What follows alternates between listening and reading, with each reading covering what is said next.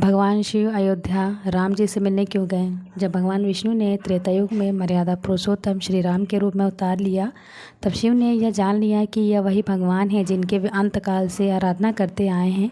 शिव जी श्री राम के दर्शन के लिए अत्यंत उत्सुक।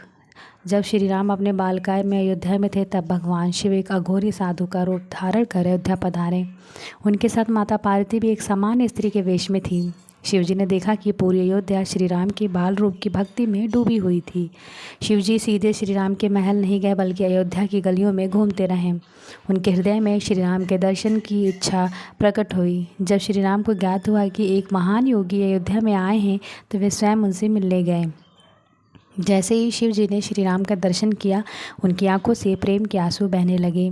वे अपने प्रभु को निहारते रहे और आनंद में लीन हो गए। श्री राम ने भी अपने हृदय में सबसे आदि गुरु महादेव को प्रणाम किया। माता पार्वती ने शिव जी से पूछा, प्रभु आप तो स्वयं आदि योगी हैं, त्रिलोकेश हैं, फिर एक मानव रूपी धारक बालक को देखकर इतना भाव विभोर क्यों हो रहे हैं? तब भगवान शिव ने माता पार्वती को दिव्य दृष्टि प्रदान की, जिससे उन्होंने देखा कि श्री राम कोई साधारण बालक नहीं, बल्कि स्वयं परम ब्रह्मा विष्णु के अवतार हैं। तब माता पार्वती भी श्री राम के दर्शन के लिए भक्ति में लीन हो गई। भगवान शिव ने श्री राम से कहा, प्रभु मैं तो केवल आपका सेवक हूँ। आपका दर्शन पाकर मेरी आत्मा धन्य हो गई है। आपके इस अवतार का उद्देश्य लोक कल्याण और धर्म की स्थापना है। श्री राम ने उत्तर दिया, भगवान शिव आप मेरे आराध्य हैं, मैं भी आपकी भक्ति करता हूँ।